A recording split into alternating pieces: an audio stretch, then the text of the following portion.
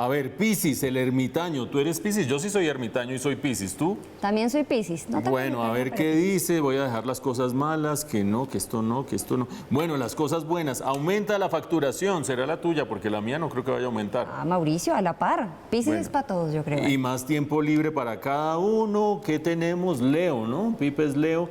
Entonces por aquí dice que no, que no, que no. Ay, aquí hay una cosa buena. Dice que va a haber buenas oportunidades de estudio. Pues yo no sé mucho en los horóscopos, pero parece que le pegan, parece que los hubieras asesorado. ¿Para estudiar qué? Quiero estudiar o economía o medio ambiente. Bueno, qué Gran bien que mentor aquí. después de estar en Pero, impacto económico se Mauricio, estudie ¿dónde? economía. La economía acá no la veo. ¿Qué va a pasar con la economía? La economía global, ¿ustedes creen que el futuro de la economía global aparece en un tarot? ¿No? Pues sí, le pegan las cosas. Vamos a grabar.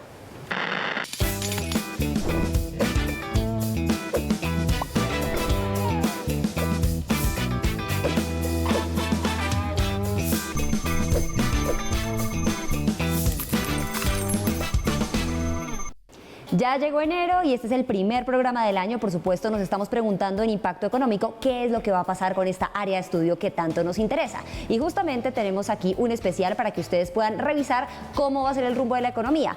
Mauricio, ¿cuál es el camino que vamos a tomar para explicarle a nuestra audiencia cuál es ese rumbo? Bueno, hay un equipo de expertos que se ha dedicado a analizar cuáles son los principales riesgos de la economía mundial en este año 2023 y son los expertos de The Economist Intelligence Unit. ¿Qué es eso? Es la unidad de estudios de la revista The Economist que ustedes saben, la adoramos porque es del mejor periodismo económico que hay en todo el mundo y han sacado sus perspectivas para el año 2023 y en ella han sacado los principales riesgos de la economía mundial. Voy a anunciar los 5 del 10 al 5 y me voy a detener más en los 5 primeros. Número 10, que la guerra entre Rusia y Ucrania llegue a una escala global. La probabilidad no es muy alta, pero el impacto sería altísimo. Número 9, que la lucha de China contra el COVID genere recesión global. Una vez más, no es tan alta la probabilidad, pero el riesgo sería altísimo, el impacto. Número 8, que el apretón monetario contra la inflación genere recesión global. Hemos hablado mucho de ese tema en impacto económico. Número 7, el deterioro de la relación de China y Occidente, cada vez más tensa, puede generar un desacople de la economía global. Número 6, la guerra cibernética entre países puede afectar la infraestructura tecnológica global, un riesgo que es cada vez más inminente, aunque su probabilidad es apenas moderada. Bueno, Mauro, pero a mí me interesa saber los primeros 5, ¿cuáles son? Bueno, son los 5 riesgos más grandes para la economía global. Agarremos el cuarto y el quinto. En el quinto lugar, nueva variante de coronavirus genera recesión global. Acuérdense ustedes, todas estas variantes nuevas pueden terminar afectando nuevamente la economía global. Una probabilidad de ocurrencia moderada por la vacunación que hay en el mundo, pero un impacto que sería muy alto. Ya lo vivimos en el año 2020. Número 4, inflación muy alta genera estallido social. La gente no se aguanta la situación de altos precios que le come el bolsillo y eso terminaría afectando la economía global. Probabilidad muy alta con un impacto moderado. Ajá. Mauricio, pero ya no alarguemos más la cosa porque ¿dónde está el top 3? Nos interesa mucho saber esto. Bueno, los 3 riesgos más altos para la economía global según The Economist. El tercero, estalla conflicto entre China y Taiwán y Estados Unidos interviene. ¿Se acuerdan la visita de Nancy Pelosi, todo lo que pasó el año pasado? Bueno, ahí está esa tensión, con una probabilidad moderada, pero un impacto altísimo si Estados Unidos se mete en ese conflicto. Segundo, el cambio climático genera crisis alimentaria. Eso sí que es una probabilidad de ocurrencia muy alta y un impacto muy alto. Es algo que puede afectar la economía mundial de manera seria. Y finalmente, el número 1, el frío invierno en Europa puede exacerbar la crisis energética en esa región del mundo y puede generar grandes estragos económicos. Probabilidad muy alta, impacto muy alto. Ahí están los principales riesgos para la economía global según The Economist. Justamente, y porque también nos interesa el tema de Colombia, tenemos a un experto económico en el tema, es el exministro de Hacienda, Mauricio Cárdenas, quien nos va a dar su opinión aquí en Impacto Económico. Así es, Karen, teniendo claro ese tablero global de riesgos para la economía mundial, también tenemos que aterrizar a los riesgos que se pueden presentar este año 2023 para la economía colombiana. Y para analizarlos, nadie mejor que el exministro de Hacienda, Mauricio Cárdenas, quien tiene mucha experiencia en lidiar con riesgos económicos. Mauricio, bienvenido a Impacto Económico. Gracias, Mauricio. Gusto estar con usted. Bueno, ¿cuáles son los principales riesgos a su juicio que enfrenta la economía colombiana en este nuevo año? Hay 2 tipos de riesgos, los externos y los internos.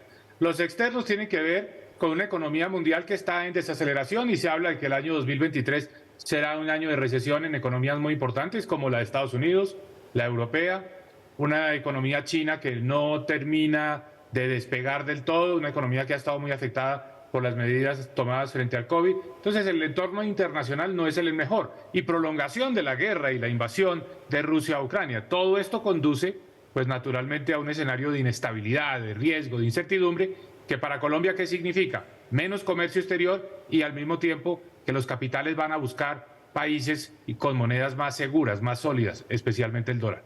Y en lo interno, una gran agenda reformista, ya el gobierno ha anunciado muchas reformas, tendremos oportunidad de comentarlas con ustedes, espero, Mauricio, pero la cantidad de reformas genera también incertidumbre, genera riesgos y seguramente en algunos casos va a generar tropiezos en sectores importantes como la salud, como el tema de las pensiones, en fin. Entonces, la incertidumbre política, todo eso conjugado con un escenario internacional muy volátil, conduce a una economía que además de tener unas tasas de interés muy altas, que esa es la herencia que queda del 2022, pues es una economía camino a una desaceleración importante.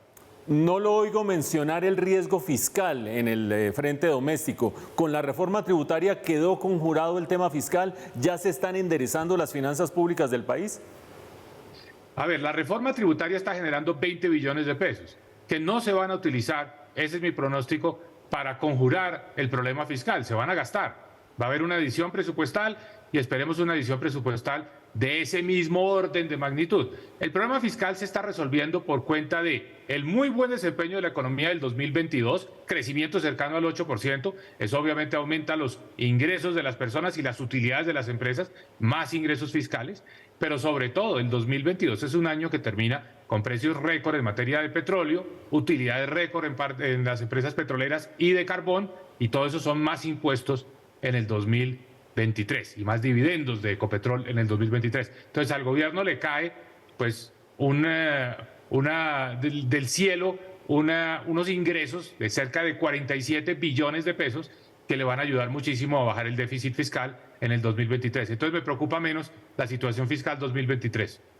A juicio del Comité de la Regla Fiscal, habría que ahorrar por lo menos el 40% de esos 20 billones nuevos que ha generado la reforma tributaria. A juicio de Fedesarrollo, habría que ahorrar por lo menos 60%. Usted, que hace cálculos de servilleta bastante afinados, ¿cree que se podrían gastar los 20 millones y eso no estaría poniendo en riesgo la estabilidad de las finanzas públicas? Mauricio, el gobierno puede cumplir la regla fiscal y al mismo tiempo gastarse toda la reforma tributaria, los 20 billones. Tan holgada es la situación fiscal en este momento que le daría espacio para eso, para gastarse los 20 billones. No sería lo prudente, no sería lo que yo haría, no es lo recomendable. Lo recomendable es ahorrar una parte de esa reforma tributaria. ¿Por qué? Porque esa reforma tributaria sí va a dar 20 billones de pesos en el 2023, pero en el 2024 menos y en el 2025 menos, por una simple y sencilla razón. La mitad de la reforma tributaria, un poco más de la mitad de la reforma tributaria, son impuestos al sector petrolero y minero, con lo que ya sabemos que cuando empiecen a bajar los precios de esos productos, esas utilidades y esos ingresos fiscales no se van a mantener en esos niveles. Entonces la reforma tributaria no va a dar ese nivel de ingreso de manera permanente, los dará un año, pero después no. Entonces, ¿para qué iniciar gastos que después no se pueden sostener? Bueno, ya puntualizamos riesgos externos, riesgos internos. Deme por lo menos una oportunidad, un factor favorable que podría aparecer en el horizonte y que podría hacer que las proyecciones de este año fueran mejores para la economía colombiana. Bueno, Colombia en todo caso se beneficia enormemente de altos precios del petróleo y altos precios del carbón. Hoy los pronósticos es que esos precios van a bajar. Si por alguna razón, porque se intensifica el conflicto en Ucrania, porque se vuelven más efectivas las sanciones frente a Rusia y se restringe la oferta de productos energéticos, en fin, por la razón que sea, si los precios de los productos energéticos vuelven a subir, esa es otra buena noticia para la economía colombiana, indiscutiblemente. Y un elemento más local, un elemento más nuestro.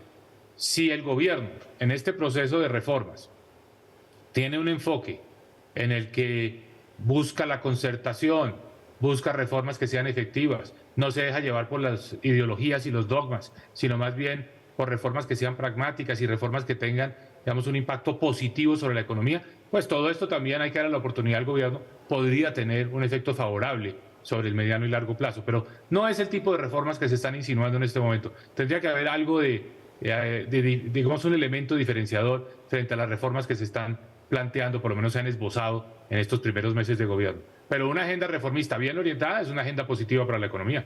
Ahí están los riesgos y oportunidades de la economía colombiana en este nuevo año 2023, bajo la mirada experta de Mauricio Cárdenas, exministro de Hacienda. Gracias, Mauricio, por haber estado en Impacto Económico.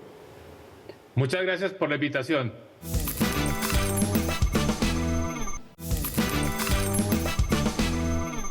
En pleno siglo XXI y uno va buscando unas direcciones que no encuentra nadie. Suba por la cuadra, llegue a la esquina y vea el palo de mango, mira a la derecha y donde esté la piedrita, allí queda la casa. Pipe, esto es imposible. Pues Mauro, escúchame, pero ya Karen se ha vuelto mi asesora de cabecera y me contó otra historia, algo que también averiguó. ¿Ah, sí? Pues uno de los gigantes de tecnología, como lo es Google, ya desarrolló direcciones digitales para, por ejemplo, las favelas que no las tienen, pero que igual hacen compras por internet. Direcciones digitales, la solución a la ubicación de cualquier sitio remoto. La nota de Karen.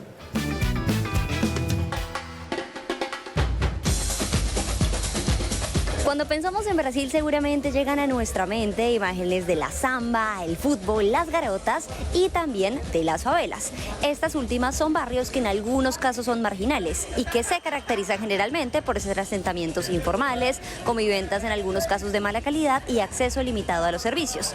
Por todas estas características, algunas favelas no cuentan con una dirección a donde puedan llegar las compras que realizan las personas a través de internet. Sin embargo, esto está cambiando gracias a la tecnología. Aquí, desde Río de Janeiro, les tenemos la historia.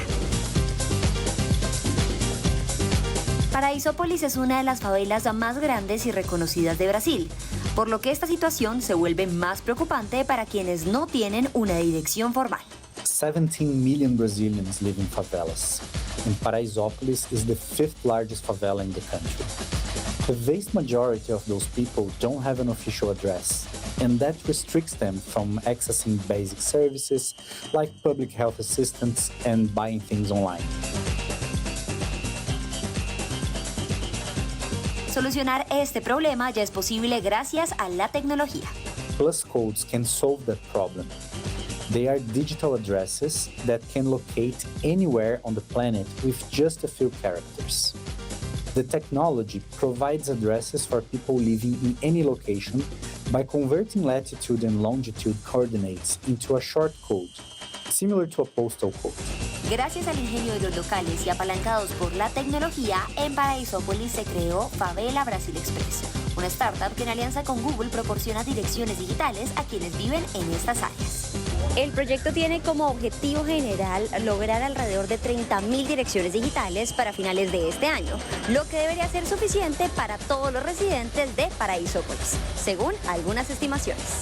El mapeo se realizará con Plus Code. Es un código que permite realizar este mapeo y resume las coordenadas en unos pocos caracteres, con una precisión de 3 metros cuadrados. El código es gratuito y abierto, es decir, cualquiera puede descubrir cuál es su dirección con Código Plus. And to enable deliveries in favelas, a group of Paraisópolis locals created Favela Brasil Express, which is a local startup that employs residents to make door-level deliveries. Google partnered with both Favela Brasil Express and Americanas, one of the largest retailers in Brazil, to conduct the first addressing pilot in urban areas in Latin America. El proyecto piloto tiene como objetivo beneficiar a los habitantes de Paraisópolis, dando aproximadamente 7.000 hogares direcciones digitales. Con este proyecto en ejecución se permitirá que los ciudadanos tengan acceso a servicios gubernamentales, atención médica, compras web y mejor seguridad para la zona. Por supuesto, también esto es sinónimo de crecimiento económico en las regiones mapeadas.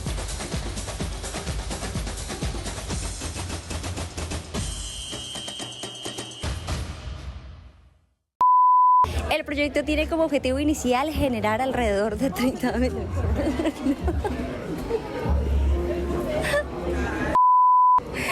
Gran blooper, lo puedo meter. Todos hemos oído hablar durante años y años de los éxitos de Mercado Libre, pero de un tiempo para acá empezó a surgir con fuerza Mercado Pago. ¿Qué hace exactamente? ¿Para dónde va? ¿Cuáles son sus proyectos? No se pierda nuestra entrevista en unos minutos con Diego Navarro, su cabeza en Colombia. ¿Para dónde va Mercado Pago?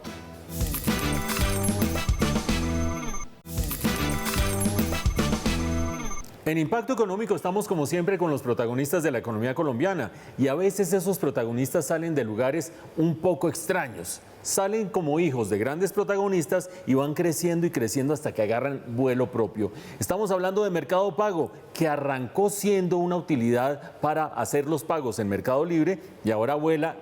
Vamos a ver cómo vuela. Para eso tenemos con nosotros a Diego Navarro, el director de Mercado Pago en Colombia. Bienvenido, Diego, a Impacto Económico. Mauricio, muchas gracias por la invitación.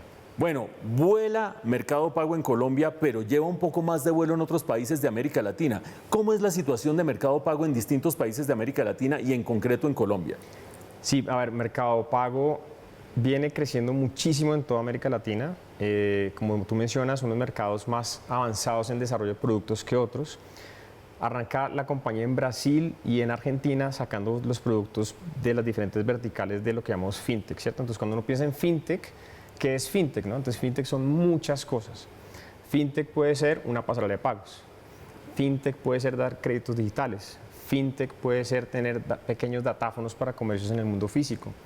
Fintech puede ser la parte de seguros a través de una distribución digital. Entonces, el mundo fintech es muy grande y Mercado Pago está en muchísimas verticales fintech en toda la región. Como te comento, lo que es el mercado brasilero, lo que es el mercado argentino, lo que es el mercado mexicano, son los tres mercados donde Mercado Pago ya tiene un desarrollo bastante avanzado. ¿Qué pasa en otros países de la región? Pues gradualmente todos esos desarrollos, esos aprendizajes, esa experiencia que tiene Mercado Pago en otros mercados grandes, pues la viene trayendo a otros países, ¿no? Entonces, en el caso puntual de Colombia, la vertical que viene cogiendo vuelo hace digamos, unos buenos años es la vertical de pagos online, que aquí en Colombia la conocemos como pasarela de pagos. Uno supone que Colombia está un poco menos desarrollado que otros mercados, pero tiene por lo tanto muchísimo potencial. ¿Por qué? Pues porque la gente tiene necesidades de servicios de comercio electrónico, de pagos electrónicos, mucha gente sigue pagando con efectivo con todo el riesgo que eso tiene. ¿Ustedes ven esa oportunidad y creen que Colombia representa qué? ¿Grandes posibilidades o por el contrario, cuellos de botella? No, muy grandes posibilidades para Colombia. El indicador que uno sigue, no solamente en la región, sino a nivel global, es la penetración del comercio electrónico dentro del comercio en general, ¿cierto? Países más desarrollados como China, por ejemplo, como Estados Unidos, llegan a penetraciones del 20%, incluso más del 20% de penetración de pagos. Es decir, por cada 100 compras que hace la gente, 20 de esas compras las hacen en el mundo online, ¿cierto? En Colombia ese número es más o menos el 3%, es lo que se calcula, la Cámara Colombiana de Comercio Electrónico calcula que más o menos el 3% es la penetración de las compras. Entonces uno dice, bueno, podemos crecer todavía 5 veces, 6 veces más acá en Colombia hasta llegar a niveles de países desarrollados. Entonces la oportunidad es enorme aquí en el país. Ustedes cada vez más están evolucionando en sus múltiples verticales hacia convertirse en una especie o ofrecer el servicio de billeteras electrónicas, es decir, que uno pueda prescindir del efectivo e ir pagando. Los colombianos, ¿qué tan acostumbrados estamos a confiar en que le pongo mi teléfono, me pone su teléfono y se acabó la transacción? Todavía nos falta mucho camino por recorrer allí, ¿sí? Las transacciones en efectivo todavía son muy altas en Colombia. Si bien vienen disminuyendo, todavía son muy altas. Los países donde el efectivo prácticamente está desapareciendo, sobre todo países nórdicos, ¿sí? Ejemplos como Suecia, como Noruega, son países donde la gente ya solo paga con tarjeta o con una billetera o no carga efectivo. Acá en Colombia creo que todos cargamos por efectivo porque a veces vemos la necesidad de hacer eso. Entonces también por ahí hay un potencial enorme de seguir digitalizando los pagos en Colombia, ¿sí? Y la digitalización de los pagos trae muchos beneficios de seguridad, por ejemplo, ¿sí? No tienes que estar cargando un efectivo que te pueden quitar. También beneficios de tiempo para las personas, no tienes que estar pensando, oiga, tengo que ir a un cajero a sacar la plata y eso desaparece. Y también beneficios de tiempo, ¿sí? Uno se da cuenta, bien sea en el mundo físico o en el mundo digital, que cuando tú ya tienes tus datos o tienes una tarjeta, pues es muy rápido hacer un pago. No tienes que estar mirando las vueltas y que si la moneda. Entonces, la digitalización de los pagos en Colombia nos falta mucho. Vamos por buen camino y nada, creo que Colombia en algunos años pues cada vez va a ir reduciendo ese índice de uso de efectivo en la economía. decías que no usar efectivo, sino usar billeteras electrónicas o sus equivalentes ayuda a disminuir los problemas de inseguridad. Sin embargo, a veces uno dice, bueno, voy a comprar finalmente un nuevo celular online y resulta que llega el botón de pago y uno dice, ¿será que sí, será que no? ¿Cómo controlan ustedes los riesgos de fraude? Entonces, dentro de las soluciones que se desarrollan no solamente es conectarse a los diferentes medios de pago, ¿sí? Entonces aquí en Colombia un PCE, una tarjeta de crédito, sino también detrás hay un equipo muy grande que analiza las transacciones, que diseña productos para prevenir el fraude, ¿cierto? Entonces, eso le da tranquilidad a todo el ecosistema de Mercado Libre y Mercado Pago para que puedan hacer transacciones tranquilos. Si llegase a haber algún problema, hay programas dentro de la compañía que te protegen, ¿sí? Entonces, en el caso de Mercado Libre tienes protección al comprador, protección al vendedor. En el caso de Mercado Pago tienes cobertura de contracargos, que se llama así. Entonces, si tú eres un comercio y dices, oiga, por default, Mercado Pago me está cubriendo los contracargos. Entonces, yo puedo estar vendiendo un producto, no sé quién me está comprando del otro lado, yo despacho y me llega lo que llaman un contracargo, un desconocimiento de compra, ¿sí? Mercado Pago se encarga de cubrir ese desconocimiento de compra. Y del otro lado, los compradores, de pronto las personas no lo saben muy bien, pero un comprador, cuando uno le llega en la tarjeta una compra que uno no hizo, pues eso también está protegido, ¿sí? Entonces es llamar al banco y el banco hace la investigación y ese dinero, pues si uno no hizo la compra, pues se lo devuelven. Entonces el ecosistema como tal de pagos digitales es un ecosistema que está muy protegido. Ahí están las garantías que le ofrece Mercado Pago a sus usuarios, pero no solo eso, las oportunidades de expansión de Mercado Pago en Colombia, ese hijo de Mercado Libre que se creció y vuela solo. Para entender la situación de Mercado Pago hemos tenido con nosotros a Diego Navarro, su director en Colombia. Gracias, Diego, por haber estado en Impacto Económico. A ustedes, Mauricio, muchas gracias por la invitación.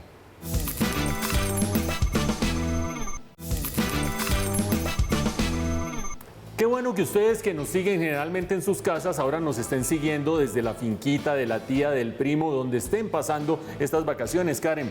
Pero hay gente que como nosotros viene a trabajar durante vacaciones. Así es, Mauricio. Aunque uno a veces se toma un par de semanas al año, hay personas que no tienen durante todo este periodo. ¿Cómo es este cuento, Pipi? Sí, pues en Colombia y con una informalidad cercana al 60% hay muchísima gente que nunca ha tenido vacaciones o que las tienen muy poquito. Ahí está, que no tiene vacaciones o las tiene muy poquito, la gente que por la informalidad tiene que verse abocada a esa situación. La nota de Pipe.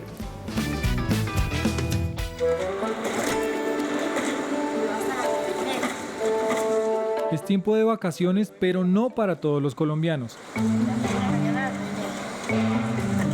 En un país con una informalidad del 57%, es decir, personas habilitadas para trabajar, que trabajan pero que lo hacen sin seguridad social y sin otros privilegios de la formalidad, como las vacaciones garantizadas, es difícil tomarse un descanso. Sino que lo diga Mónica, quien desde los 12 años empezó a trabajar, el famoso rebusque, y siempre lo ha hecho desde la informalidad. Ella nunca ha tenido unas vacaciones. No, señor, nunca he tenido vacaciones, nunca. Igual me toca trabajar porque pues yo soy madre de cabeza de familia, yo no tengo esposo. Ni siquiera ha salido de Bogotá. No, nunca he salido de acá de Bogotá. Lo que es que estoy acá en Bogotá, nunca. Desde hace 22 años trabaja vendiendo perros calientes en el Parque Nacional. Para ella es imposible unas vacaciones. Un día que yo no trabaje es un día que no gano nada, o sea, yo dependo de lo que yo haga en el día. Bienvenidos. Del total de 51.6 millones de colombianos, hay habilitados para trabajar 22.2 millones, según el DANE. De esos, 12.9 millones, es decir, el 57%, están en la informalidad, tal como Mónica. ¿Eso qué implica? El problema de la informalidad es que es desarrollar actividades sin estándares de trabajo decente, sin derechos, sin protección social, sin diálogo social. Luego están excluidos de todos los parámetros legales de regulación y de reconocimiento de derechos. El total de colombianos cotizantes al sistema de seguridad social es 13.5 millones, pero eso no quiere decir que ese sea el número de colombianos que tiene derecho a vacaciones. Tienen derecho a vacaciones como descanso remunerado previsto en la ley y en el Código Laboral los trabajadores formales, los trabajadores trabajadores que tienen un contrato de trabajo, los trabajadores que están vinculados bajo criterios de subordinación con el empleador. Tienen derecho a 15 días hábiles por año laborado, pero esta regla, este derecho, este descanso remunerado llega solo a la población formal vinculada mediante contrato de trabajo. Los independientes, los informales, los que no tengan un vínculo laboral, los trabajadores rurales, en la mayoría de casos, no tienen este derecho para su disfrute. Esa es la realidad de los informales en el país. Personas que, como Mónica, las vacaciones decembrinas son un día más. Yo me levanto a las 4:30 de la mañana, organizo cualquier cosa que tenga que organizar rapidito en la casa. Salgo de mi casa a las 6 de la mañana, voy a la salsamentaria a comprar la mercancía para traer para el parque. Estoy llegando acá al parque a las 7 de la mañana, 7:30 de la mañana. Abro el carro, voy al parqueadero, saco el carro, lo abro y ya empieza mi venta. Y termino prácticamente a las 9 de la noche, 9:30, mientras guardo el carro en el parqueadero, estoy llegando a la casa. Y la oportunidad quizá de trabajar más para obtener los ingresos que no tuvieron en todo el año. La temporada de vacaciones es como la oportunidad de trabajar más duro por el tema de la Navidad, por el tema de la iluminación, de la feria del parque, entonces toca trabajar más duro. Es cuando más se trabaja.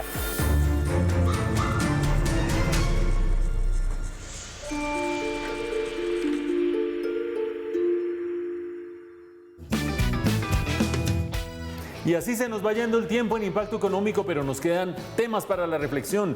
Pipe, la próxima vez que busques un lugar medio escondido, ¿vas a ir debajo del palo de mango, la casa amarilla de la esquina y frente a la piedrita? Mauro, los tiempos de la caverna ya pasaron hace rato, ¿no? Yo busco en Google y busco rapidito. Bueno, buscando en Google. ¿Y tú ya sabes cómo orientarte en este año acerca de los riesgos de la economía mundial y de la economía colombiana? Mauricio, este año empezamos más que listos para esto. Más que listos, vamos a estar aquí en Impacto Económico todas las semanas este año también. No se pierdan nuestro próximo capítulo en 8 días aquí desde nuestros estudios de Plaza Claro para ver qué afecta su bolsillo y nuestro bolsillo. Hasta entonces.